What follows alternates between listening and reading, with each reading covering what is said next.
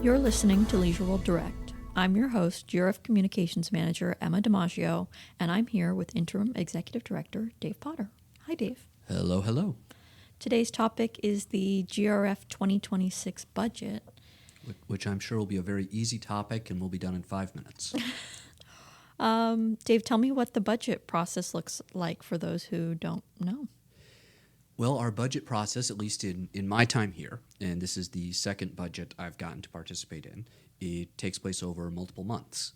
We, as a staff, we spend about 2 months going through the budget and making our recommendations on what we think the appropriate spending needs are for the upcoming fiscal year. We do one initial pass, then we have a meeting as a senior leadership group and try to tighten it up and make sure that what we're asking for is fair and appropriate and not excessive. We want to make sure that we are maintaining the service level, that we are giving people things that they need. If there is something new that we need, that we're asking for it and calling that out in a clear manner. But we also want to be mindful and keep in mind that we're dealing with a population that is predominantly on fixed income, and as such, if we have expansions or new opportunities, we do have to be conscientious of what the overall climate is. I would say right now the climate is not great for doing something new or doing something expansive. At the end of that process, we then go through a 2-month process with the board. We let the committees take an initial review of everything, of the areas of the budget that they have jurisdiction and purview over. Then we put all of that together and see where we're at, and then let them have another final pass at it in the month of October, and then the board approves a budget for the following year at the end of the month of October. And that timeline is dictated by a statutory requirement to have a budget out to the membership before the end of November. You mentioned the current climate. Can you share how the 2026 budget reflects the current climate? Well, the current climate that I'm talking about is the fact that GRF has had 3 years in a row of pretty significant increases. The average budget increase over the last 3 years has been nearly 11%, and I think on a dollar value, it's been 3 consecutive years of $20 or more. That's a shock to any community system, whether you're an active adult community or whether you're predominantly folks in their 30s and 40s who are homeowners and are still in the workforce. So when I talk about being mindful of where we're at, that's what's been being done to largely kind of keep pace with what's been going on with the economy and the cost of doing business. So the opportunity to add something new, if we wanted to, is probably not there, because we are going to the membership and we are saying we're needing to go kind of above and beyond what a normal inflationary cost of living adjustment is, just to keep pace. And that is unfortunate because a lot of the things that drive our costs as a business are not included in those typical cost of living adjustments that the federal government uses to determine Social Security benefits. Insurance is a big item that is not included in the government's cost of living or inflation calculation. And insurance has been moving well ahead of what the inflation calculation is. I know that each year's budget sort of builds on the last and uses last year's budgeted amounts and actual amounts to determine what's going to happen in the next fiscal year. Can you tell me how we're doing so far on the 2025 budget? How's that shaping up? 2025 budget is performing well. I've been able to say that virtually every month when I deliver the monthly interim financials to the Finance Committee and the board. We're performing well. We have a positive variance. I do think it is possible that we will have a positive variance at the end of the year, which will be the first time that's happened for GRF in, I think, 3 years. There's still a lot of road left to go.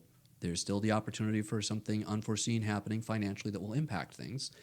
But if I'm a weather forecaster, I would say there's still a reasonable probability that we could wind up with a positive variance for the year.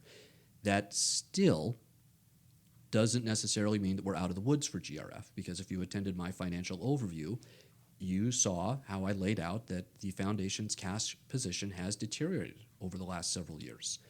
The first step of getting out of a problem is to basically stop digging a deeper hole. If we have a positive variance at the end of 2025, we will have stopped digging a deeper hole for ourselves. That's the first step, but it is only the first step. It'll take a couple of years of sustaining those positive variances before we're really completely back on track and back to full strength and health as an entity. In terms of GRF's cash position, having a positive or strong cash position, how does that affect operations at the foundation, and how does it affect residents' day-to-day lives? It affects residents in their day-to-day lives in that the foundation, as a common interest development, is then able to better shield its membership from a price shock or an unexpected financial event. And how I would explain that is I'm going through budget process meetings with a lot of the mutuals as well. And when they're looking at their budget and they're debating, well, do we want to do this or do we want to do that? Do we want to do an increase here? We're already having to do increases because of water, insurance, trash rates, these things that we don't have a lot of control over. But I look at the spending there and I think I'm going to have to do an increase. If they have a strong cash position, and some of the mutuals I meet with, they have 3 months of their operating bills in the bank right now as excess operating. Meaning, if they collected no money for 3 months, they could pay all of their bills for the next 90 days.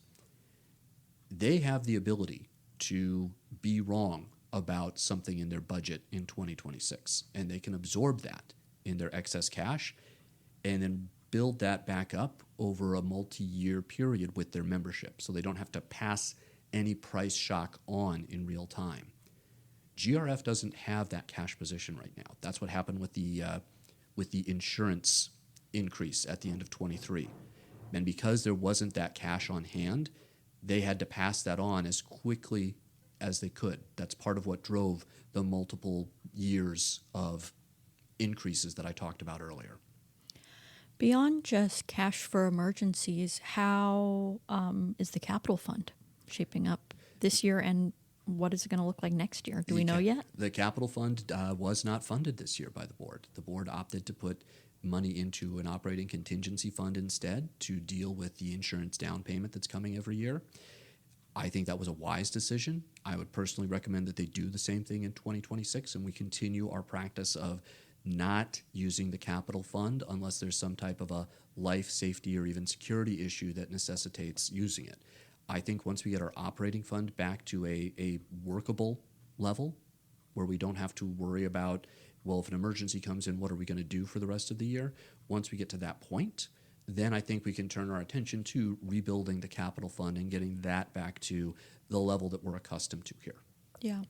And that'll add a lot more flexibility to, board members making improvements to the community, right? That's typically beyond health and safety things. The capital fund is used for repainting the bocce court, maybe, if that wasn't in the reserve fund, or things like that. Well, even if that wasn't in the reserve fund, because we have a bocce court, we can justify making that expenditure out of the reserve fund. That's one of the tests for reserve funding, because it's a living document and things will always get missed or not anticipated properly. So as long as you can say reasonably that it should have been there, you're still justified in spending money out of the reserve fund for it, even if it's not included on the reserve study. Now, if we were going to add something that wasn't there, like a fourth shuffleboard court or something at another location, that would be something that you would tap the capital fund for, because it's not something that's in existence right now. So you're saying that residents who are hearing, we're improving our cash fund still and we don't have any capital money, that doesn't mean that they're, over the next year, not going to see physical improvements to the community. That's true. And for the record, we do have capital money. We have about $1.4 million in capital money. We are just being extremely prudent about if we tap it for any purpose whatsoever. Can you share some notable assumptions that are being made about the 2026 budget? Well, there are still some broader headwinds that I think factor into what those assumptions are. I mean, we're still in an inflationary environment. Inflation is higher than what the Fed would like it to be. There is now a phenomenon in California where the minimum wage increases every year because it's been indexed against inflation. So as an employer, that means that your cost of doing business tends to go up every year in terms of the wages and salaries that you pay people, even if you're not actively doing anything.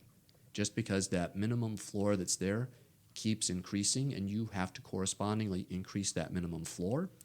And then every couple of years, you have to address the floors that are above it, because now you have what's called wage compression.